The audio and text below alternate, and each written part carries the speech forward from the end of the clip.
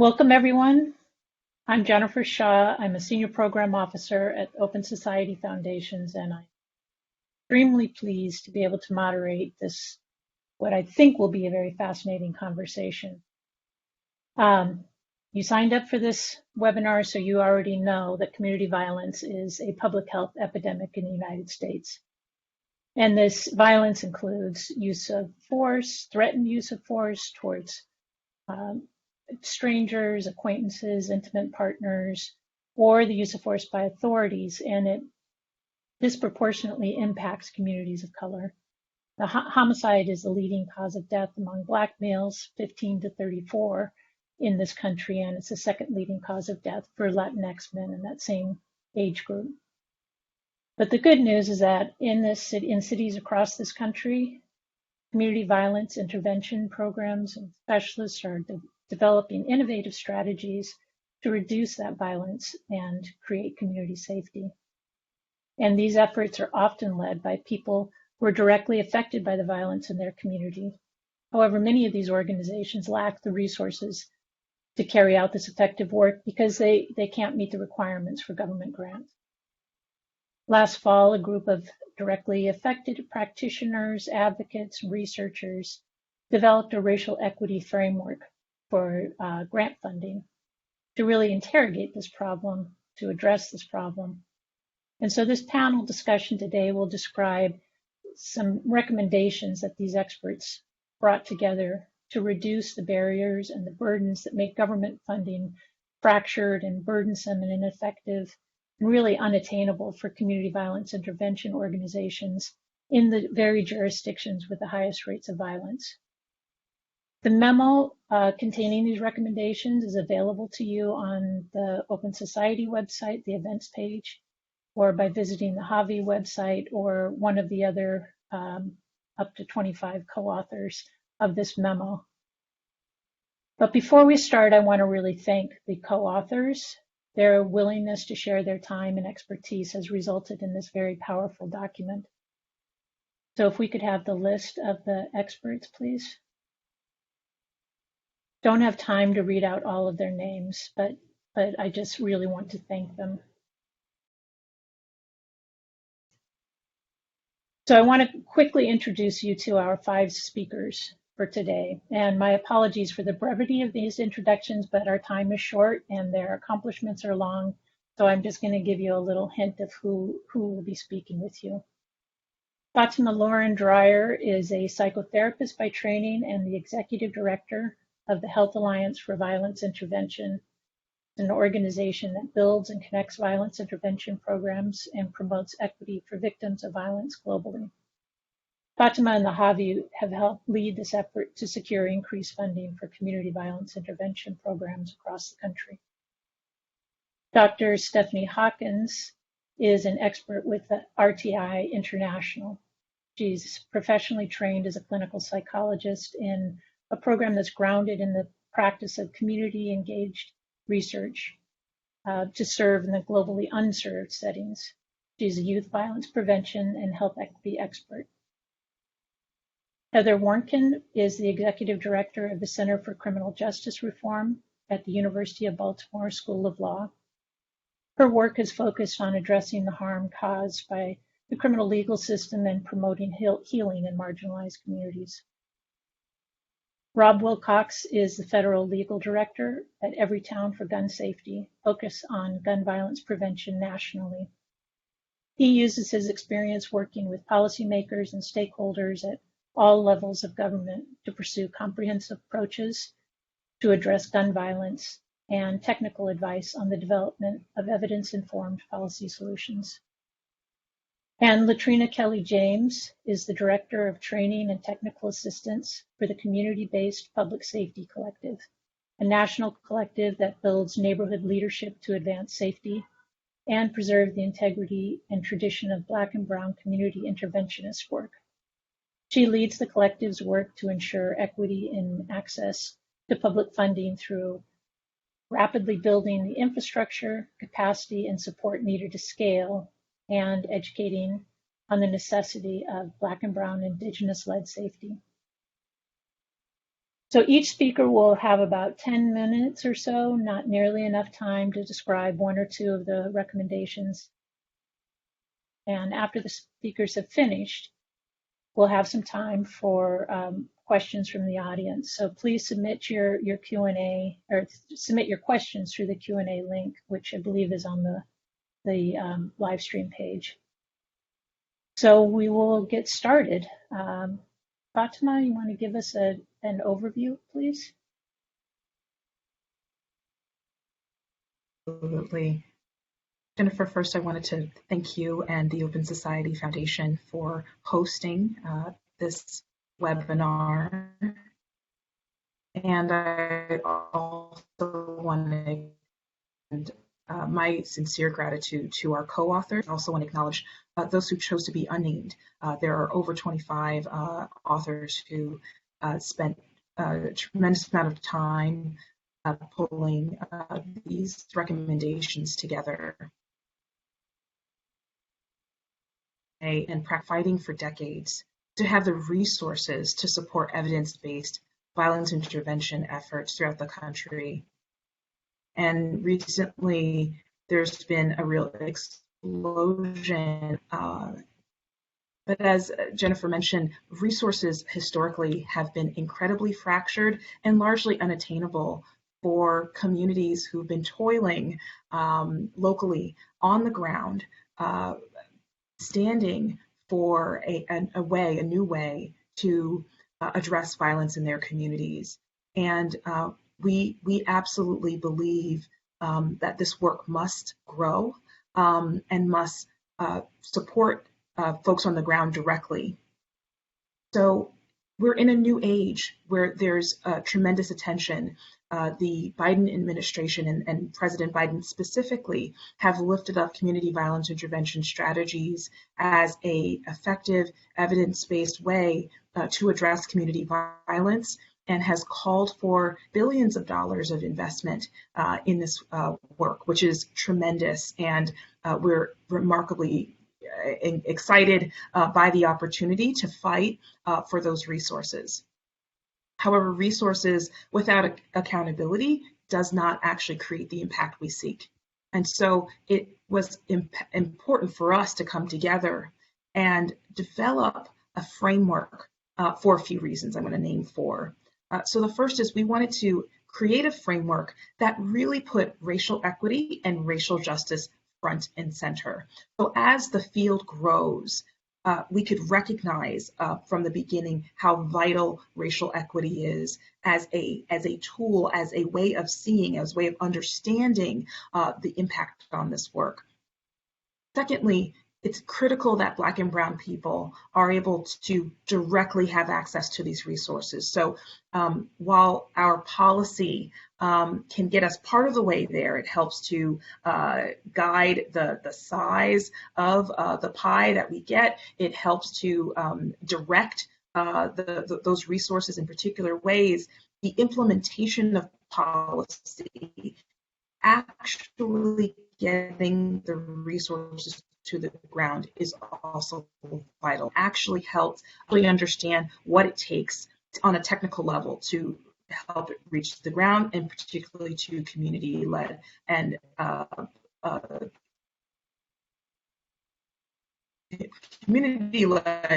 and to people of color.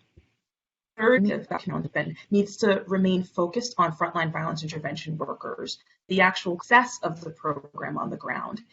It's so critical that we understand their needs, we understand the trauma and that they face doing their work every day. In short, disbursement of these funds from below these steps.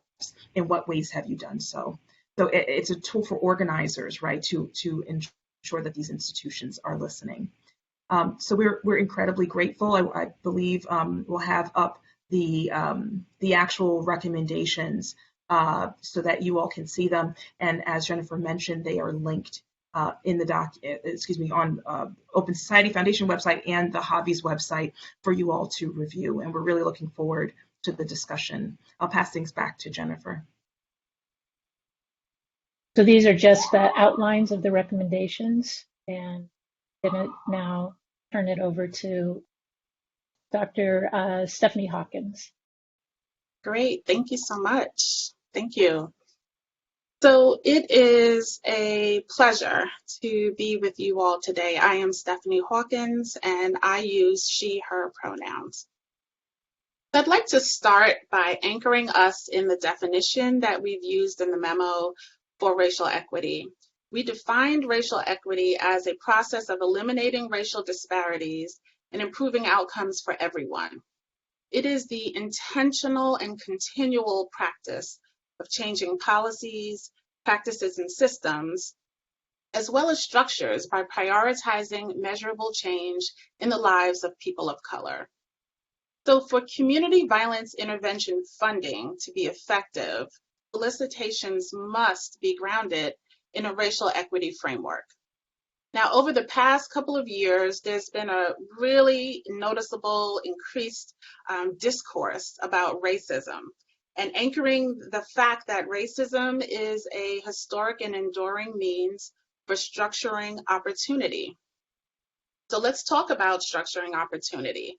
I believe we may all agree with the statement that funding of research grants is in large part responsible for what research is actually being conducted. So now if we hold that to be true, I'd like to offer another point for consideration. There's an article published last year in the Drug and Alcohol Dependence Journal. It was titled, "The Funding is the Science." The take-home point of that article, at least as it's relevant for our discussion today, was that proposal applications focused on topics that are of particular interest to Black principal investigators are less likely to receive funding. Now, recall that I just said the funding of research grants is in large part responsible for what types of research is being conducted. So our racial equity framework for community violence intervention solicitations provides the opportunity for bringing the federal government's communication vis-a-vis the solicitation process into alignment with its stated commitment to advance racial equity and support underserved communities. Solicitations provide an opportunity for the grant-making agency to set expectations. The way you create opportunities for research and establish requirements for conducting that research equitably is as important as the outcomes of the research. Let me just restate. The way you create opportunities for research and establish requirements for conducting that research is as important as the outcomes. So our first recommendation, rightly, is to define racial equity as both a process and an outcome, whereby funding agencies can hold themselves through their application process, but also hold the applicants accountable to acknowledging this reality and proposing solutions to address and dismantle systemic biases in practices and policies. So that's a really great segue to the need for action. Research priorities in solicitations need to be actionable. And I will add that communities and individuals most impacted by our research should have that same ownership of the research process. So in our memo, we lay out 11 action steps for our recommendations focused on creating an agenda for actionable research priorities that focus on implementation science, process, and outcome measures across the CVI ecosystem. So that is recommendation number 9. And these action steps include incorporating data collection and research funding into solicitations that are specifically focused on programming and training and TA. This will allow a holistic approach to community violence intervention work rather than only focusing on one aspect of programming or training and TA. Another action step is the fact that evidence generation is a collaborative effort. It should be done with community, co-developed with community, and with researchers. Another, data needs to be made available in ways that allow stakeholders to prioritize the populations and communities most in need. The fourth step that we recommend is promoting local data sharing and valuing qualitative research designs and methodologies. While quantitative methodologies and designs are wonderful, they are no less or more valued than the qualitative approaches. Next, prioritize community-based participatory methods and approaches. And based on what we were talking about with regard to communities co-developing and being a part of this process, that piece just seems critical. Another action step, invest in researcher practitioner partnerships as a requirement for the funding, not as a good thing to do, but as a requirement. Next, focus on implementation science as well as dissemination research. The reality is the work that's done, the research that's done, should also be shared just as equitably with community and other stakeholders. Another is to support the infrastructure development of our local community violence intervention ecosystems. So many communities have the ideas, they have the partnerships, but where they can use additional support is how do they collect data? What are the sources? So we need to figure out ways to support that infrastructure development within the community. Next, fund research over longer durations of time, because quite honestly, change takes time. So a shortened 2-3 year intervention could inadvertently show that it's not effective, but the reality is we need a little more time to demonstrate the change.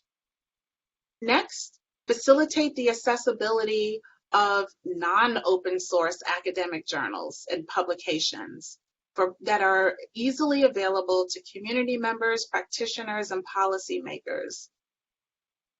And then the last action step that we laid out is be really specific about how we address the Academy's contributions to racial inequity. So those were the 11 action steps that we offered in recommendation number 9. We've centered racial equity as a requirement in community violence intervention solicitations, and I look forward to my colleagues sharing some more about the other recommendations.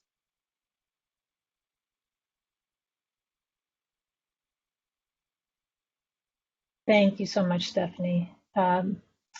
So Fatimah, I believe you are up next, and just make sure that, Yes. Okay, you're up and ready Here to go. I am. All right. Yes, thank you. Thank you. Hello, everyone. I'm here again. I thank you so much, Stephanie, for setting the frame. We thought it was so important to begin by framing up, what is racial equity? But of course, Stephanie also, as an incredible researcher, stations 2 and 3, if you're following along. And these are focused on what we mean when we say community violence intervention. So I'm going to talk a little bit about that, as well as this focus on high need jurisdictions. So let me share a little bit of context. For many decades, as these incredibly innovative strategies have been developing by communities on the ground, the prevailing notion was that community violence intervention were seen kind of as separate strategies or programs. There's hospital-based violence intervention, there's street interrupters. If you've heard of focused deterrence, you may have heard of all of these words. And largely they operated separately. There were cities would decide which of them they decide to kind of deploy in a city. And over time, there were incredible partnerships that have been forged in various places, clarity about roles. And over time, what we've seen is this emergence of what we are now calling the community violence intervention ecosystem. And an ecosystem is a really important word, one, because it's not just a program, right? It is fundamental to public safety that we have a range of strategies available for communities, by communities, that create the conditions to address the emergency of violence, the pandemic of violence in communities. And we think about here community violence in the near term. That means addressing violence as it is about to happen, right, in present day, or can be anticipated over the next few months up to, let's say, 24 months. So near-term violence, we couch that differently than long-term violence prevention, which is also important, but not our focus. We are focusing on things we can anticipate happening, using predictive models, recognizing when conflict is emerging in communities. So that's an important distinction, near-term. Though there are different variables that create these various strategies within the ecosystem, there are some fundamental qualities that we believe undergird the ecosystem, community violence intervention ecosystem, right? So first is many of these strategies leverage credible messengers. Who are credible messengers? These are people who come from the community, live in the community, have lived experience. Many of them are formerly incarcerated. They themselves have been victims of violence or have actually been connected to violent acts in the past, but have a fundamental willingness, interest, passion, skill, brilliance to affect change in their community given those lived experiences. They have the capacity to reach those who are, again, involved or connected in some ways to near-term violence and transform lives, to have impact, positive impact. So these are used in a range of strategies, these credible messengers, and they're called different things.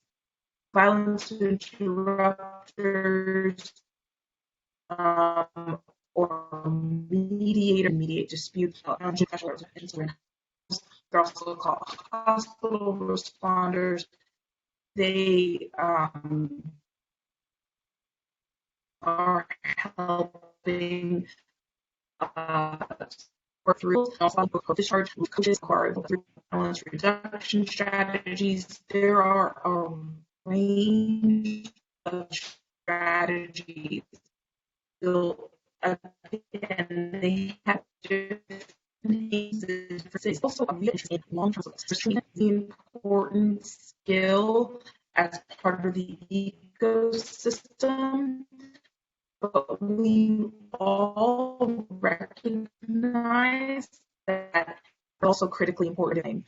So, and it also requires wraparound resources. What do I mean by that? That sometimes requires getting someone housing and relocating people who want to be, requires supporting them if there's an upcoming court case, actually following, supporting, guiding, accompanying participants or to things that will help them, with legal navigating these sorts of wraparound services, addressing their mental health, for example. These are the sorts of services that are critical.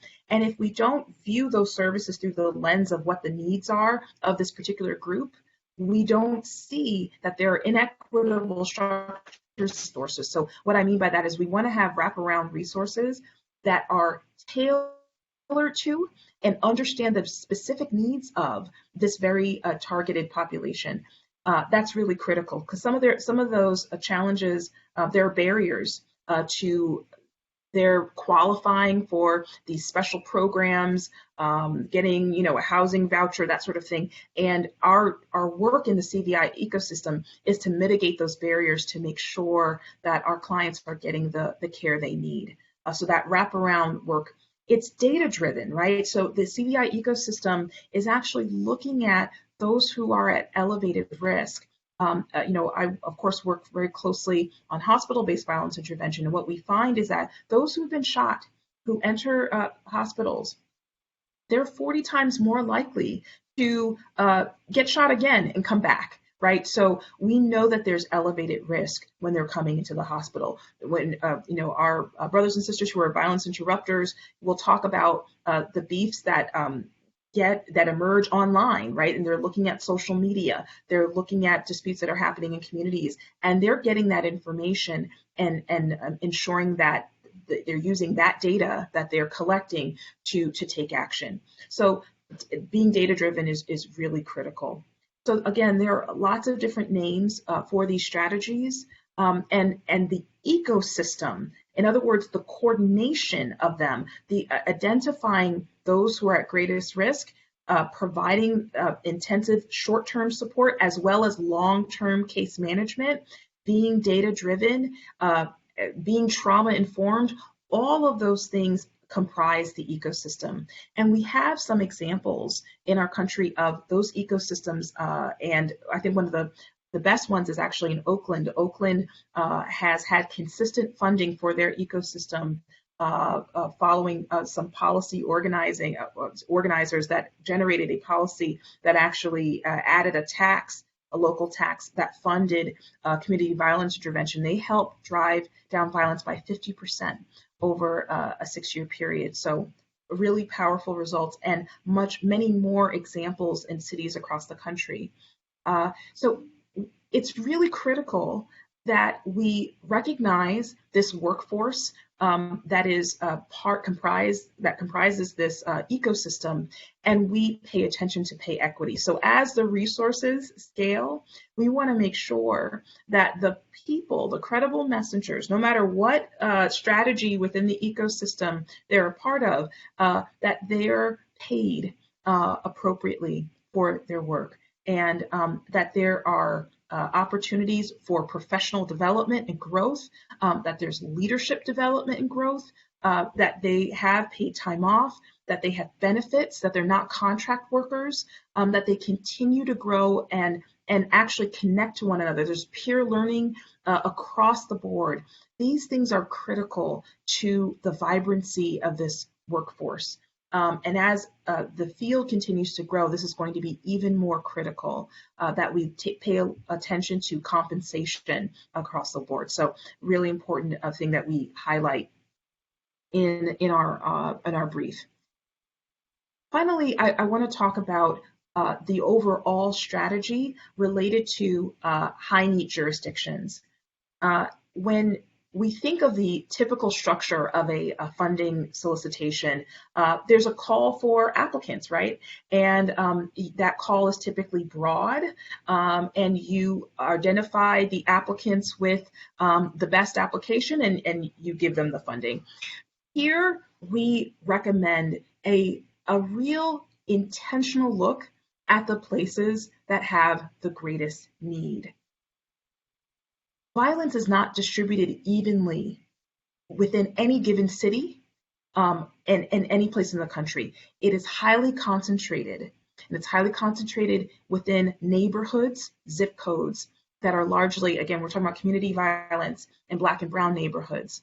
And so the people, the applicants that are sharing the story of what they want to do and need to do in their communities needs to be honored and seen. The notion that the funding can go evenly distributed across any place, we push back against that idea. We actually want to support strategies from a design perspective that focuses in on those highly concentrated areas in which violence is happening, and the people, resourcing the people who live in those neighborhoods to ensure that they have the resources they need to do the work in those neighborhoods. And so it's going to take something for institutions to understand, first of all, and you can kind of collect the data on this, where violence is happening, and also ensure that there's outreach, intentional outreach to those high need jurisdictions and neighborhoods to ensure that the folks that are there understand and are trained and supported to complete those solicitations. And we have recommendations that talk about what that process is, but you've got to first look at where are there neighborhoods, jurisdictions where there's very high need, the highest rates of non-fatal shootings and homicides for which we can focus. If we could identify even the top 50 places in the country where there's high rates of violence, overall violence, right? If we were able to scale these strategies, overall violence in this country can reduce significantly. So these are the things I'll leave you with. I'll pass things back to Jennifer and look forward to hearing our fellow panelists share more about the remaining recommendations. Thanks so much, Fatimah. Next, we'll hear from Heather.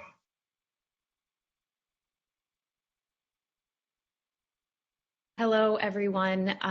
Thank you to my other panelists. My name is Heather Warnken.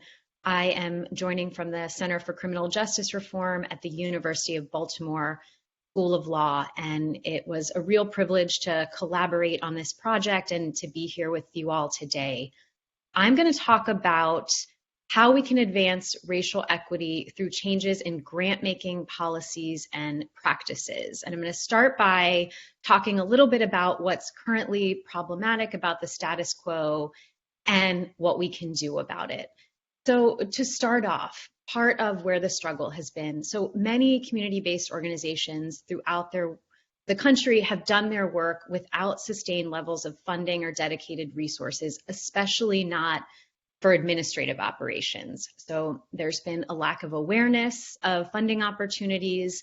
Even when organizations are informed of available grants, they often lack the organizational infrastructure necessary to successfully compete for them.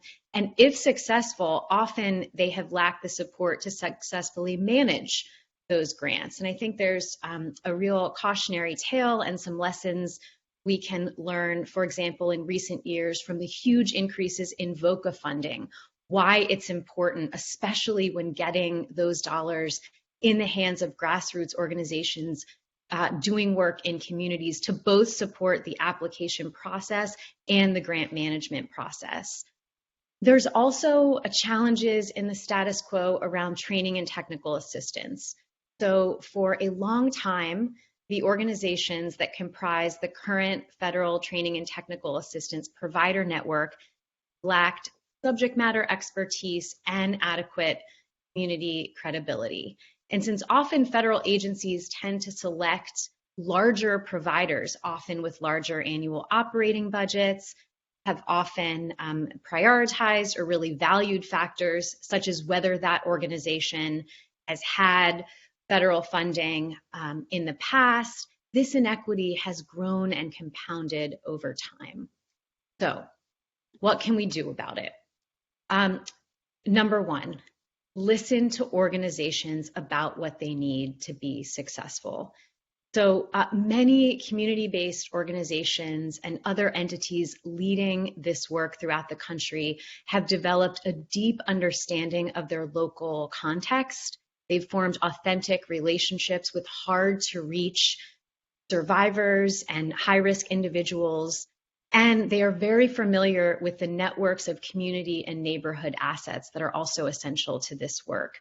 Yet, these experts in their communities have rarely been consulted in the development of federal grant programs, nor engaged in an ongoing way to increase their organization's ability to implement this work successfully. So they have not been given ample opportunities to share their expertise, especially from a diverse swath of voices throughout different geographic regions of the country.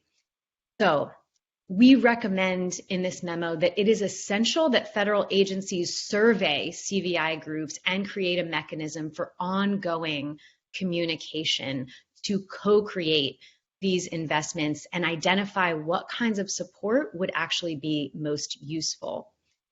So another very important strategy, offer intensive site support and training and technical assistance by providers that are led and staffed by those who are directly impacted by community violence. Now, the federal government is well positioned to deploy tailored training and technical assistance and capacity buildings for entities to engage in CVI, and that includes smaller community-based organizations, government partners, hospital programs. This type of training and technical assistance includes dissemination on information on what it takes to effectively implement these programs, supporting cities and community-based organizations in partnership development strategies, and identifying existing assets, opportunities to support CBOs to receive and successfully administer funds, including through enhanced data collection. And again, it's really important to note, as we do in this memo, that this TA should be available both to applicants and awardees if we're going to advance racial equity.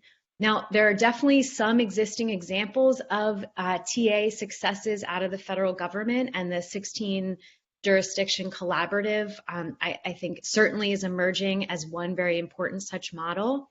But until very recently, both DOJ and HHS have only minimally engaged some of the lead CVI training and technical assistance providers through its existing PA efforts to address and reduce violence, including through programs like the Public Safety Partnership Program out of DOJ.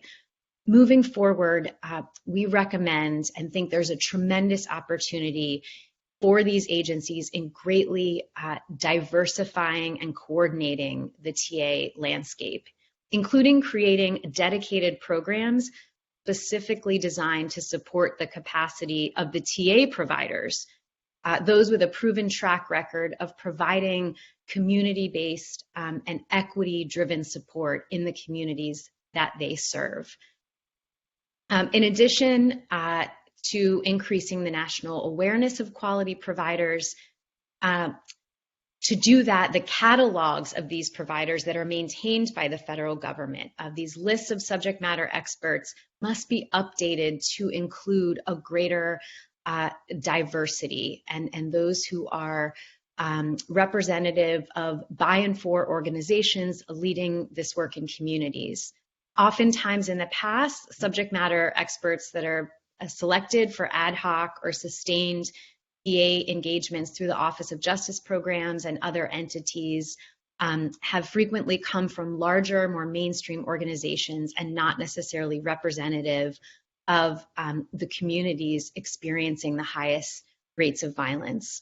So DOJ and HHS, we recommend, should re-examine their processes and criteria for vetting and listing providers to ensure they are as inclusive and equitable as possible. The CVI field, including its technical assistance, has often been extremely fragmented, especially given this lack of sustainable investment in the past. And to address this, we recommend that federal agencies should adopt solicitations that encourage robust, equitable collaboration across TA providers. Now, this also includes, I want to note, taking a meaningful inventory of the relevance and existence of what's already out there. Through a lot of both formula and discretionary federal public safety dollars, there have been a proliferation of resources, websites, technical assistance efforts, and it's often hard to find these, navigate them, or identify where they can be leveraged.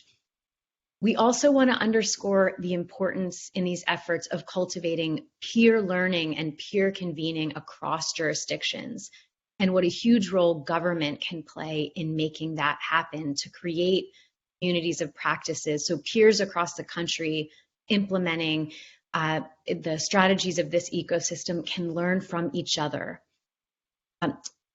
Finally, on this TA piece specifically, we recommend to use training and technical assistance to cultivate more effective partnership across public agencies, and community. So just because these strategies should live in and be led by community does not mean government entities don't play a hugely important role in this work. Public health departments, criminal justice agencies, hospitals, they're making hugely consequential decisions every day that impact this work, and they themselves are contending with problematic and exclusionary practices and norms. We need to convene more cross conversations across government and community partners to help continue this process of delineating roles, cultivating empathy, awareness, and shared ownership of the effectiveness of implementing these ecosystems.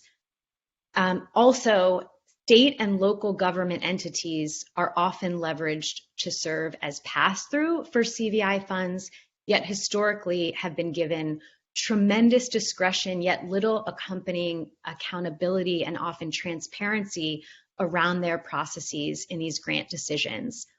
Racial equity as a process and an outcome will both be dependent on examining the practices of these state and local pass-through entities in creating new forms of guidance, transparency, and accountability. And lastly, I would like to touch on recommendation 6 in the report, examine and ease burdensome compliance and reporting requirements. So currently, as many of you know, nearly all federal grant programs, including those funds that get passed through state and local government, come with extensive and often arduous requirements. And for example, this includes the submission of mandatory performance measurement data. Though we certainly recommend that data collection is and should remain an important component of CVI funding, we stress that it should be done purposefully. Currently, requirements have been especially burdensome and prohibitive for community-based organizations. Existing support within federal agencies and contracting entities funded to facilitate this data collection, respond to grantee questions and challenges, has too often been inaccessible or inefficient to meet this need. This means that the grantees suffer, but also the quality and consistency of the data that we are collecting. Furthermore, often the government entities responsible for this are not necessarily analyzing, translating, or disseminating this data back out to the field in a timely manner, if at all. And this can spur resentment from grantees, frustration. Understandably, organizations that are prioritizing direct service, often crisis-driven work, over cumbersome and underutilized grant reporting. So we would like to say, and I'll so a couple more points in closing, that if it's required, make it matter. DOJ and HHS have the opportunity to examine and ease where possible these requirements to ensure that they do not arbitrarily exceed the information necessary, and to provide TA and capacity building for grantees and sub-grantees in collecting and analyzing performance data, offering support through the use of technology, and so much more. We also know that to ensure that these resources are equitably distributed, applicants should have the ability to allocate up to 100% of administrative staffing toward program grants, given these burdens, that they should not have to contend with match requirements, which favor entities with access to greater resources, that they should not have to rely on a reimbursement structure, which is unrealistic for many smaller grassroots organizations. We are, as others have mentioned, kind of just scratching the surface on some of these topics, but we're really excited to kind of grapple with what these challenges are, and most importantly, what the solutions will look like moving forward. So with that, I will pass it back to you, Jennifer. Thank you. Thank you so much, Heather. So Rob, you are up next. You're still on, right?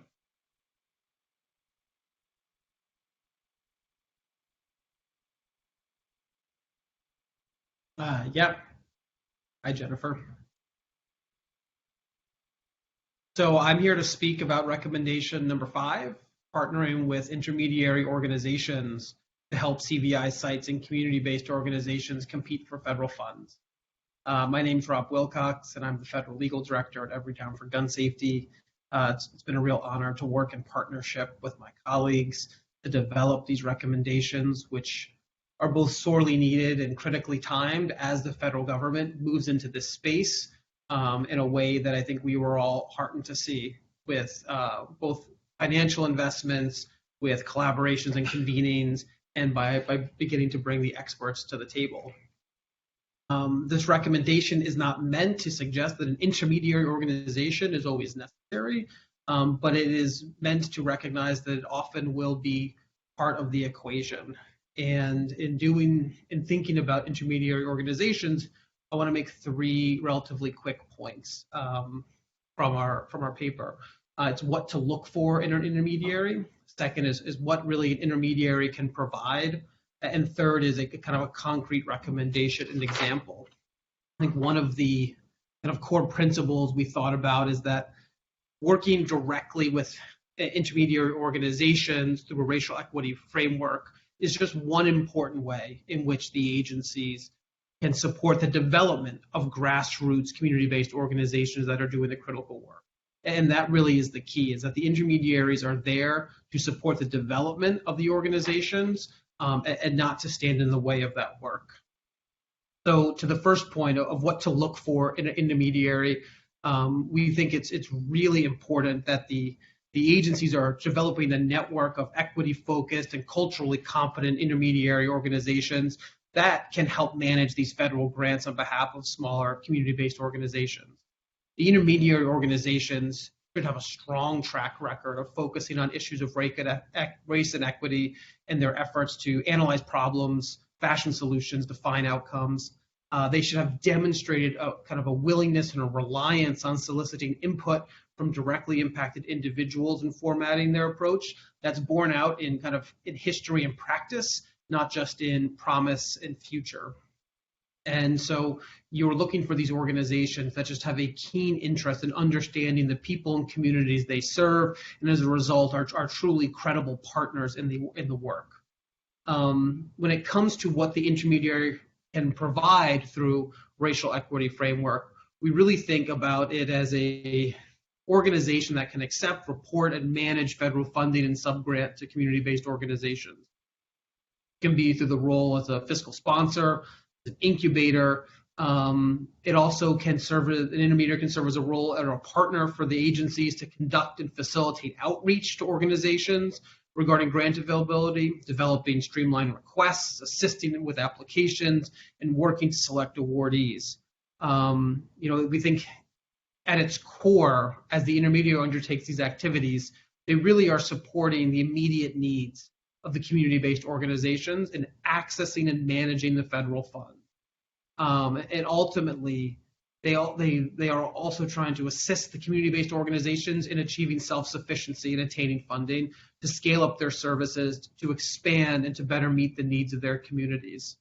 And so, one kind of important area of technical assistance an intermediary should be providing is not in the core subject matter, but in strengthening the administrative and fiscal management, the effective IT and data collection systems, developing leadership plans so that the community-based organizations can be in a position to access federal grant funds on their own.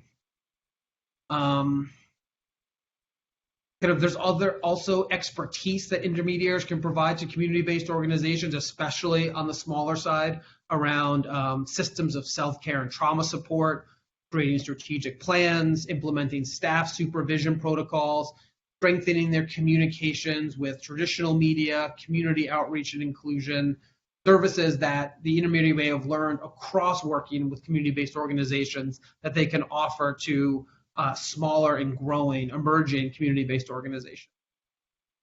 So as for our recommendation, we recommend that the Department of Justice, Health and Human Services implement one or more grant programs to directly support community and faith-based intermediary organizations.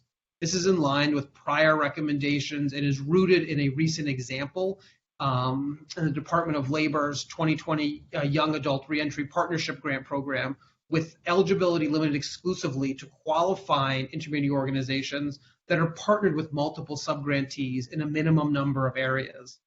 And I think of note and importance is the solicitation gave priority consideration to applicants that identify serving communities in high poverty and high crime areas. So at the end, we see the intermediaries is not the necessary part for every single award, for every solicitation, but a part of the process that has to have the same racial equity framework that we apply to all the work.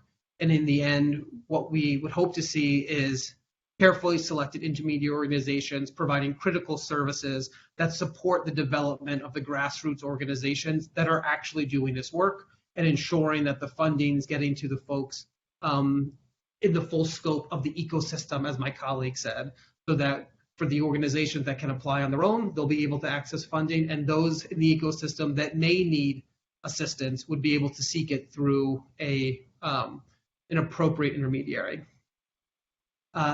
Thanks, Jennifer, and I'll turn it back to you. Thanks so much, Rob. Just a reminder, if folks have questions, please put them in the Q&A. Taking questions.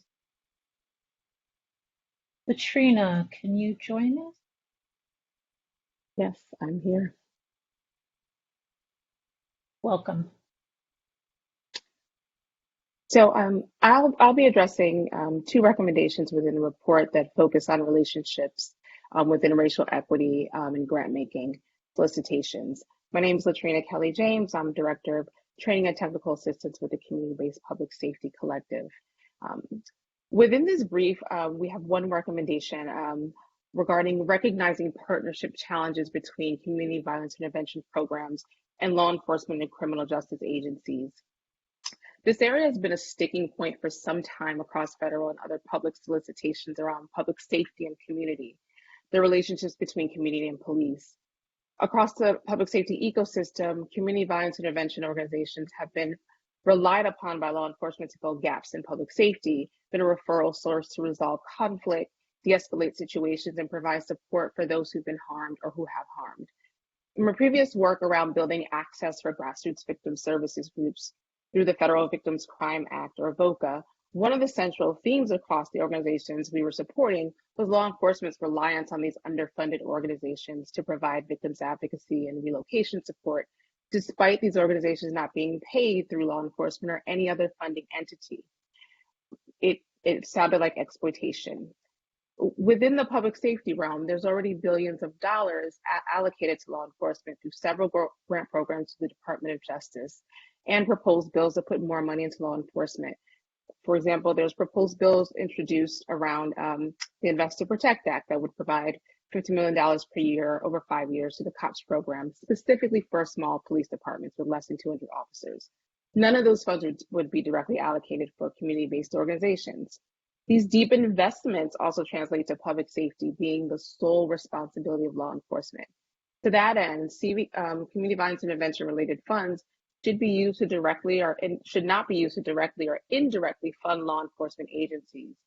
Organizations applying for and receiving federal funds and the solicitation language should directly focus on the ways that which CVI groups decide to utilize the funds in advanced strategy. While some community violence organizations and strategies may find collaboration with law enforcement useful, one of the key practices within our recommendations is that this cannot be a requirement for organizations doing this work in communities. And this is for several reasons. There are a complete lack of trust between law enforcement and criminal justice systems and the communities. Historical and present harms by police in our communities are real and have further been amplified over the past few years. Since 2013, the average number of Black people killed by police has remained steady and significantly higher than many other populations, with Native communities as the second highest population. Even at the height of the pandemic in 2020, there were no significant drops in the killings of people in communities. We know the very public death of George Floyd by Minneapolis police, along with Breonna Taylor and many other instances, and the applauding of death by law enforcement allies completely dismantles significant levels of trust that the community and police have built up over the years. The historical and present harms have created these deep rifts in the communities, and the themes that communities want to keep themselves safe and culturally responsive approaches are at the root of community-based violence intervention and public safety programs. So because of this distrust, it is imperative that these federal solicitations do not require community-based organizations to partner with law enforcement. It's counterintuitive, it's impractical, and most importantly, it can harm the ability of community violence intervention workers to work effectively with the people most vulnerable to gun violence. CVI workers face enormous challenges around this. For example, street outreach workers and high-risk interventionists, a lot of the substantial amount of their work involves building trust with those most vulnerable to violence. Engagement with law enforcement, including partnership, but also nuanced actions, including law enforcement speaking to practitioners and outreach workers at inappropriate times. For example, a CVI organization working in a high violence neighborhood, engaging in a community walk, for example, to talk with folks who could be at most risk of violence. A police officer stopping and acknowledging one of those interventionists on the walk can end up causing the relationship between that interventionist and those groups of folks they were engaging. We're sure that working alongside police and will make folks feel like they're being set up. These examples are important because the breakdown in communication could result in violence happening because the interventionist now has no entry point to mediate. CVI solicitations must focus on on-the-ground strategies and the work of community-based organizations and the CVI infrastructure within the community-based organizations to build their sustainability in the ecosystem.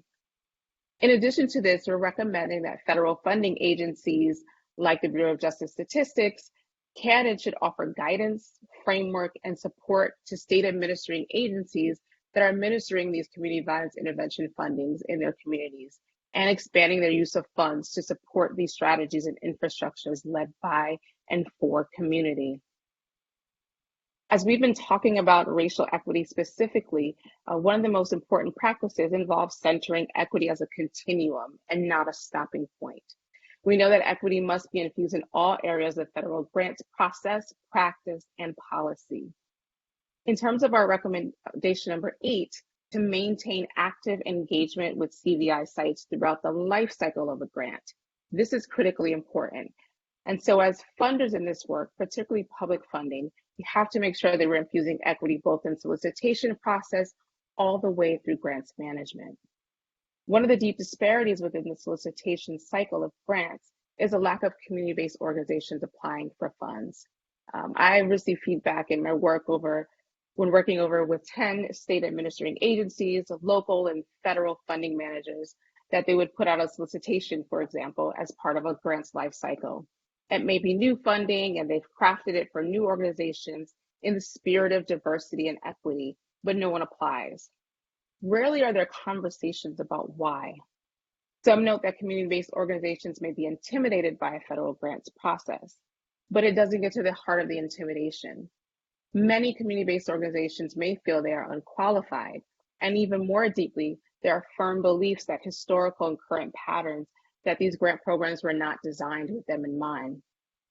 It's a clear direct correlation to the way that federal policies and practices around public funding have not been designed for and have further marginalized Black, Indigenous, and people of color in this work. Even if you look at history of Black farmers, for example, in the 1940s and present day, the truth is that a lot of those farmers applied for pivotal public loans and funding that would save land, expand farms, their livelihood, and continue to build communities. And those loans were denied and money explicitly allocated to white farmers. In 1965, the U.S. Commission on Civil Rights found that the USDA discriminated against Black farmers when providing loans and payments and funding. In 1970 and through the early 2000s, that same commission found persistent discrimination against agricultural programs. While those farmers were ultimately awarded settlements for discrimination, the representation of Black farmers in agriculture dropped to less than 1% in the 60s and remains steadily at that range today. I use this example because there's a documented history of inequity and history of disenfranchisement. Yes, small nonprofit organizations, grassroots organizations are led by executive directors who are largely people of color. Of course, they will not think they're qualified or that these programs are designed for them in mind. Further, as many of the organization's leaders are wearing hats of both executive directors, high-risk interventionist workers, street outreach workers, grants managers, and administrative assistants all at one time, the management and priorities and requirements of federal grants are incredibly cumbersome for organizations with less capacity. In the past, they may have not been funded, particularly because they may not have met some simple requirements that were needed to apply. One key way to make sure that grant solicitations are acceptable, we have a small community-based organization that's never had funding, that doesn't have a grant writer or infrastructure in place to write a cumbersome grant. We can simplify the grants to reduce the immense time needed to apply within the grant's life cycle. And federal agencies and legislators know some of these strategies to create better accessibility. I go back to the Invest Protect Act I mentioned earlier that provides increased dollars to small police departments. One of those provisions in the bill is that small police departments would receive speedy applications that could be completed in 30 minutes, largely because of their lack of internal capacity to apply for grants. So we know how to do this work. Our governments know how to do this. And so let's make it equitable for community-based organizations that are doing this work in the realm of public safety ecosystem. Also within this recommendation, there's a core practice of expanding the way federal agencies actually promote solicitations to communities. Reaching communities through common media channels of local media, radio, social media, within a meaningful time frame allows for access and planning for community-based community violence intervention organizations. That outreach also has to be intersectional across identities, making sure the media targets non-English speaking communities, relies on culturally responsive media outlets, and ensures that solicitation communications are accessible to people with disabilities. All of this is a coordinated strategy for solicitation and the grants process, and not an afterthought. Really quickly, some key practices within this recommendation in the report. One is to restructure application scoring rubrics and selection criteria to make sure that community-based organizations receive higher scoring and marks for their ability to work in communities most impacted by violence. The staff of these organizations are experts in the community. There have been common patterns in federal funding where larger institutions receive the funding and rely on smaller community-based Black and Brown-led organizations to do the work, because these organizations are working directly with impacted communities. They are brought in as experts in this work because they have been impacted by violence, harmed, and are asked to do this work with more and less, with less. So if you're thinking about the way federal solicitations are structured, that restructure has to include the leadership and expertise of community-based organizations and those led by most impacted. Contacting training and technical assistance providers that have local and national presence and a deep understanding of community violence intervention work can help to build a pipeline of potential grantees led by and for the community. It builds a more sustainable network and allows for deeper dissemination of solicitations and more robust community violence intervention implementation. And lastly, once these grants are administered, federal agencies have an obligation, of course, for grants management and compliance. But a meaningful way to really shift towards equity is to actually get out of your offices and visit programs throughout the life cycle of the grant. Find out what folks are doing on the ground, get a good grip of what community violence intervention looks like in practice and not just on paper. While it's rare for federal and state administering agencies to actually get out and talk with their grantees and see what that work looks like, and though it's been tough during the pandemic in particular, as things shift and hopefully continue to shift, it makes sense to not only do compliance visits, but to wrap compliance visits into an action site visit where you're able to immerse yourself deeply in what's happening on the ground. In-person, virtual, community collaboration is central to the life cycle of the grant. It fosters trust in federal agencies that is deeply missing, and it shows that you care about the work and making a difference in how community-based organizations staff and grant staff interact. In short, federal, state, and local administering agency staff are stewards of the people's money. Building and maintaining these relationships over time helps sustain equity.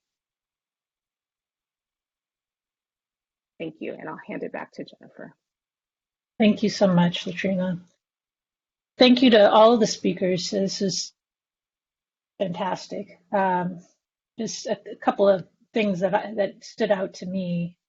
We need to prioritize the locations that are at highest need with the highest impact of community violence.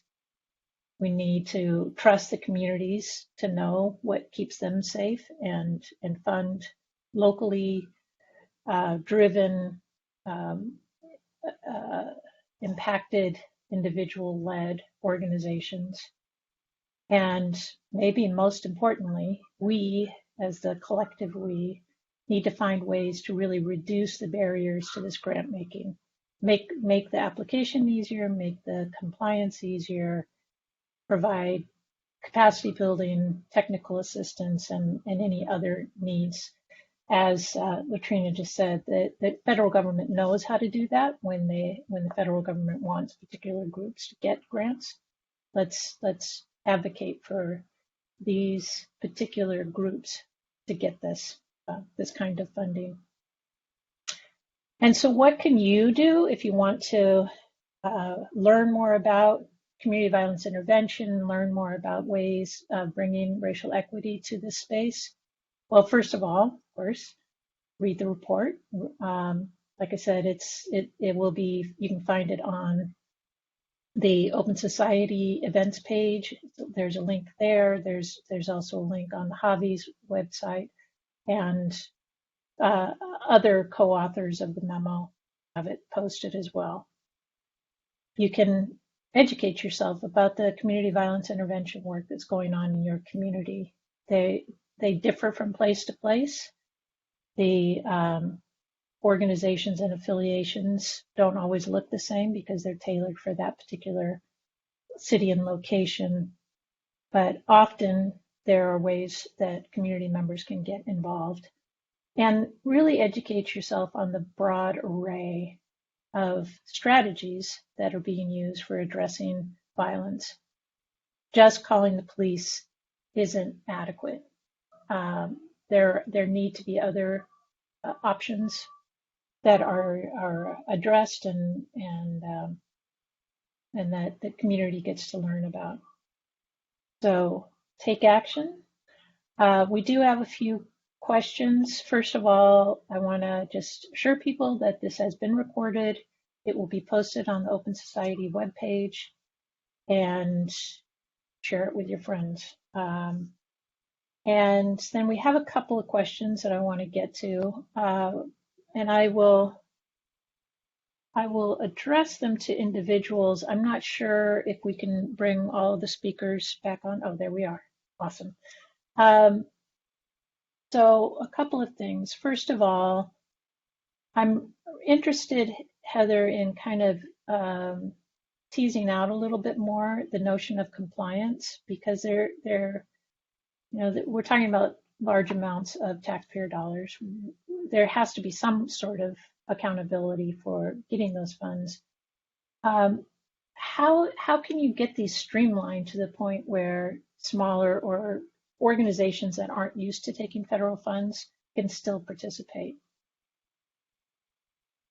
Thanks, Jennifer. Yeah, that's a great and really important question. And I kind of want to emphasize what I think is the main point in the memo that relates to this, which is not that requirements should be taken away, or there's not data collection and responsibility for reporting and having an ongoing relationship with the grant-making agency. That's really important, especially for all of us to be effective stewards of public dollars.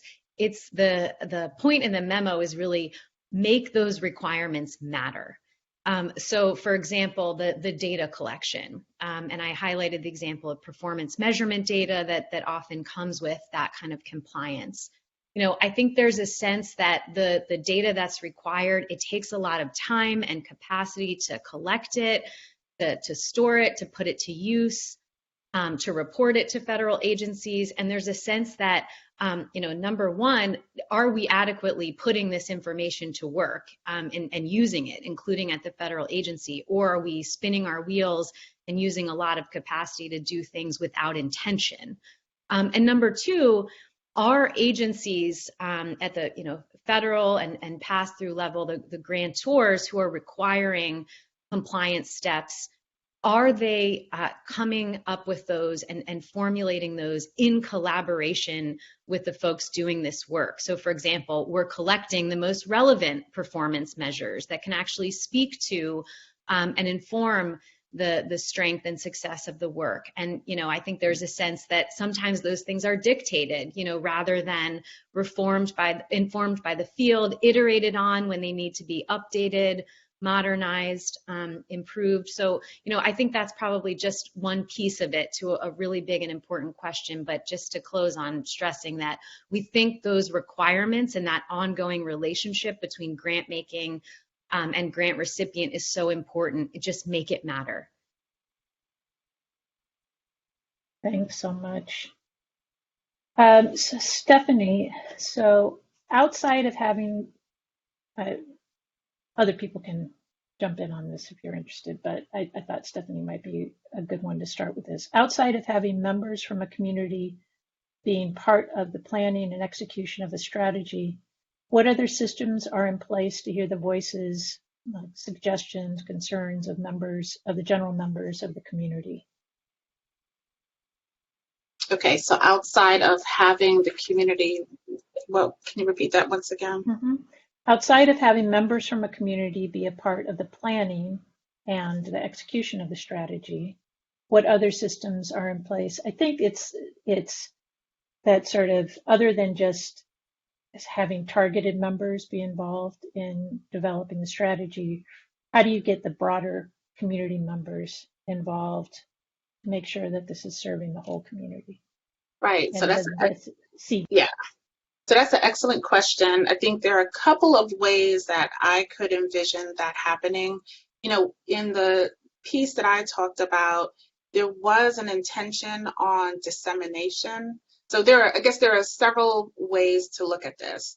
One of the main points is that we need to center equity throughout the entire process, right? So there is the solicitation part of it, which we think offers the greatest opportunity to require applicants to think about how to do this, right? So if in the solicitation and in order to get the funding, you're already setting up that we are looking at this funding opportunity from an equity-centered approach where we're requiring that the community be a part of this, then you already have the thought leadership in how do I actually engage the community. And it's not in a one and done way, it's throughout the process. I do want to highlight though that the community it's a single word, but it's pretty broad, right? And so the representatives of the community can be incredibly varied. So I think it's probably up to the applicants, and it's probably up to the funding agencies to think about who do they want to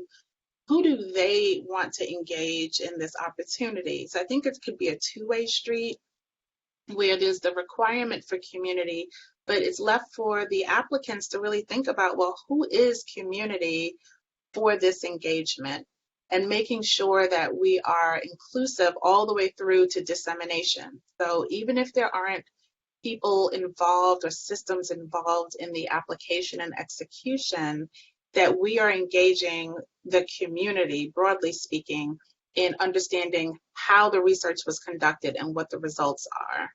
So I think just thinking about centering equity throughout the process, you're automatically going to get a broader swath than what you might think. But happy to hear if other folks have comments.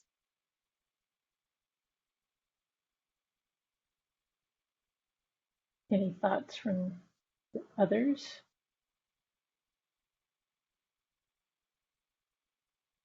I think I would. Go ahead. I think I'll just add that to speak to Stephanie's word about community being broad. I think one of the ways to do that is the community that you're already engaging, having not just conversations about how they are integrated into the process, but the question of who is missing. And I think that is very key because it's going to differ depending on geography, depending on economic status and so forth. And so you want to make sure that through research, through the equity, that grants life cycle, that you're making sure that you're continuously asking that question of who is missing, right? And making sure that there are touch points with the folks that are missing so that they can be actively engaged, and then finding ways that are accessible for folks to be engaged with the work. It doesn't have to necessarily be in person. It doesn't have to be reviewing, the evaluation from research on community violence intervention. It could be a roundtable. It could be showing up to an event where people are already engaged, to have these conversations and to, get the input that's needed. So meeting folks where they are, I think, is critically important too when we're talking about centering community in this work. Hi there. Thank I you. wanted to weigh in as well, and I hope my audio is okay. I do want to make sure we recognize that community is not a monolith, right? And so when we talk about community engagement, especially on topic of violence, there's been a lot of different perspectives about how to address this challenge. And when community work is done well, those tensions emerge, right? People are actually having active conversation. You're involving participants, right? Who actually are credible messengers. I think that it's so important to, as Latrina said, recognize that there are voices that typically aren't invited to community conversations that actually might have critical feedback or critical things to say about how things are going, and you want to welcome those perspectives in the space. I think that's very, very important. Those who are directly impacted by violence, very, very important. Those who are actually engaging in the work are really important, but not to the exclusion of other voices, other folks who might have different perspectives. And if you can facilitate those conversations, what you develop over time is co-ownership of the process. And that's really powerful. And I want to give a shout out to Cities United, which I think really engages in those sorts of practices in cities, to really engage from government voices to those in community about how to actually engage in the long term in a plan for community violence intervention and transformation. Thank you.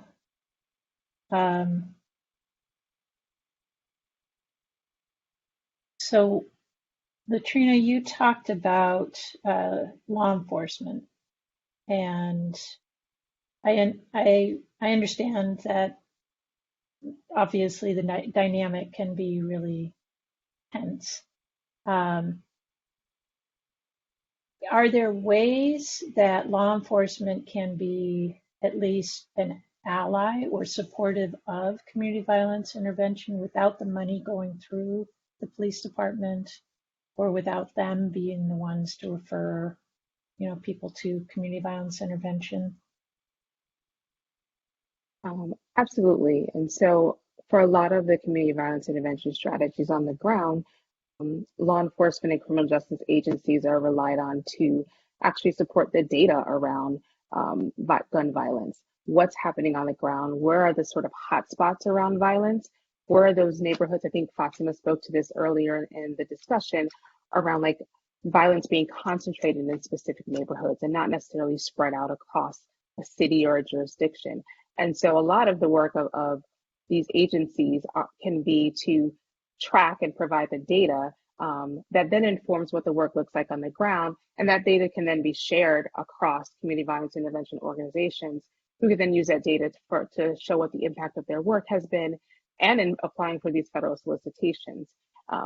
In other ways, law enforcement agencies, there are different programs where law enforcement and community violence intervention programs do have an engagement to talk about like what are the conflicts on the ground, what is the ecosystem looking like.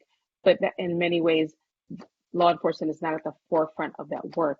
They're providing conversation and relationships so that the strategies can be developed on the ground that are most efficient for folks who are at risk of being harmed. And so, in thinking, and these are strategies and relationships that have been on the ground for a very long time. And so there are ways that they can be involved in the form that doesn't put communities at risk or continue to build a sense of distrust. Thank you. Anyone else want to comment on that?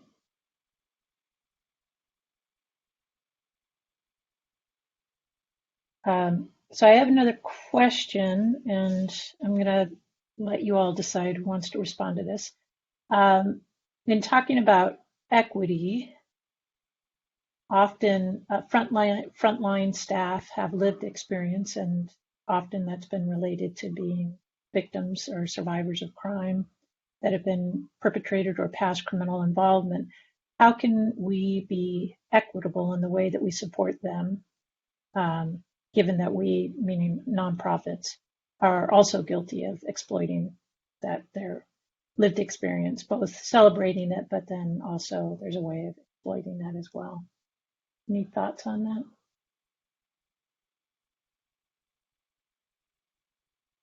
I'll offer up an idea.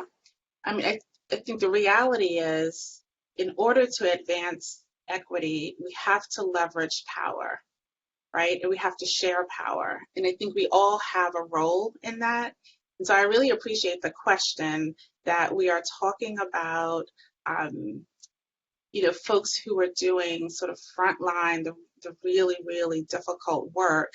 And while they may be in programs that, nonprofits may run, or they may be invited through a research opportunity, we also have the responsibility to leverage the power we have to ensure, and I think it was in Fatimah's description about pay equity, to ensure that we are creating opportunities, right? And so I think one of the ways I think we can do that, and by we, in this case, I'm thinking of sort of putting my research hat on, is really thinking about, well, what is your career trajectory? Like, are you interested in co-authoring the findings from this research so that you too can be published? That's power. And I think creating those opportunities to leverage the power that we hold and making sure that we're giving those opportunities to others is a super small price to pay.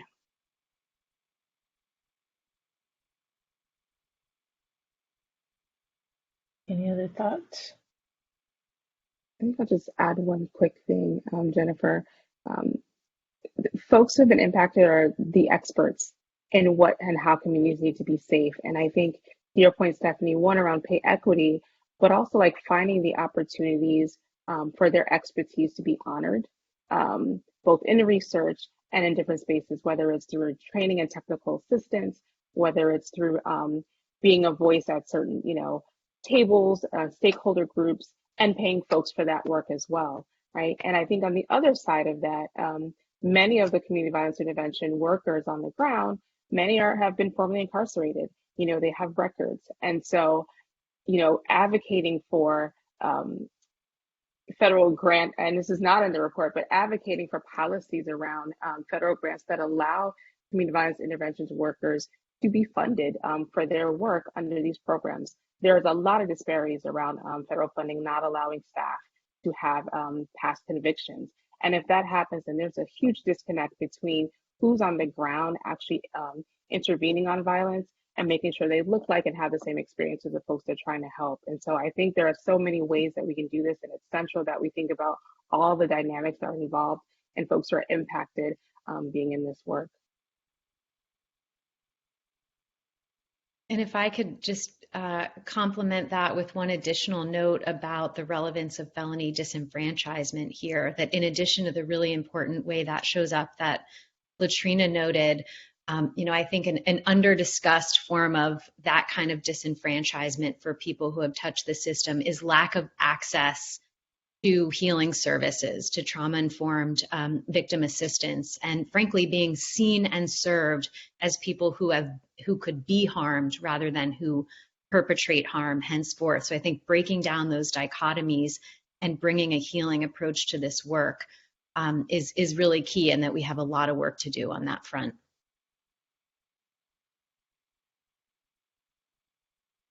Well, we are almost exactly out of time, and I want to just thank you all for the work that you did developing this memo, for the work you did just sort of steering this whole movement and keeping it front and center. it's so incredibly important. And know that we had a lot of people here listening, and I think that it would be great if we could follow up at some point and kind of give an update on where things are.